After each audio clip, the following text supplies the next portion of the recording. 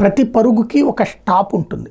అది అత్యంత ముఖ్యమైనటువంటి. ఇప్పుడు ఆ స్టాపే ప్రస్తుతం అధికార యంత్రాంగాలు చేస్తారా లేకపోతే జైళ్ళకి పోతారా అనేది చూడాలి. ఇప్పుడు జరుగుతున్నటువంటి వ్యవహారాల్లో ఈవెన్ జగన్మోహన్ రెడ్డి కేసులు అప్పటి నుంచి ఈ రోజు వరకు జరుగుతున్న కేసులలో అధికారులు జైలుకు వెళ్తున్నారు. ఇవాళ కూడా ప్రభుత్వ ఉద్యోగుల మీద కేసులు పెడుతున్నారు. ప్రభుత్వ ఉద్యోగులు సస్పెండ్ అవుతున్నారు. గుర్తుపెట్టుకోండి, ఎవడో అధికారంలో ఉన్నటువంటి నాయకుడు ఈ భూమి ప్రభుత్వ భూమి ఇట్లా మార్చే అంటే రేపు పొద్దున ప్రభుత్వం మారినప్పుడు నిన్ను తీసుకెళ్ళి బొక్కలో దోస్తారు. అలాగే ఒక చట్టబద్ధమైన ఉత్తర్వులు లేకుండా వాళ్ళకి ఫేవర్గా ఏం చేసినా సరే చివరికి జైలు పాలయ్యేది నువ్వు, జీవితకాలం సమస్య ఫేస్ చేసేది నువ్వు.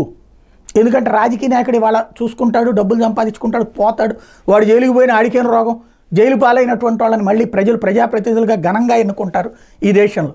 కాబట్టి ఎంత వెధవైనా వాడు బాగానే ఉంటాడు. మధ్యలో ఆ వెధవకి అండగా నిలబడ్డటువంటి అధికారి, ప్రభుత్వ ఉద్యోగి ఉద్యోగం జీవితకాలం సఫర్ అవుతున్నారు. సస్పెన్షన్లు, పనిష్మెంట్లు, ఆ తర్వాత వాళ్ళకి చివరికి పెన్షన్లు కూడా ఇవ్వకుండా ఆపేటటువంటి నరకం కోర్టులో తేలాలంటారు. చివరికి వృద్ధాప్యంలో ఇంత చేసి ఎందుకు పనికి రాకుండా పోయేటటువంటి పరిస్థితి. కాబట్టి పీక మీద కత్తి పెట్టిన తప్పు చేయమని తేల్చి చెప్పేయండి. తంతారా తన్నమని చెప్పండి, వెళ్ళి పోలీస్ కంప్లైంట్ ఇవ్వండి. చంపేస్తారా చంపమని చెప్పండి, ఎవరు చంపుతారో చూద్దాం. కానీ సొంతగా ఇట్లా కనుక తప్పుడు పనులకి సహకరిస్తే ఏమవుతుందో ఇప్పుడు జరుగుతున్న వాళ్ళని పాఠాలు గుర్తుపెట్టుకోవాల్సిన అవసరం ఉంది.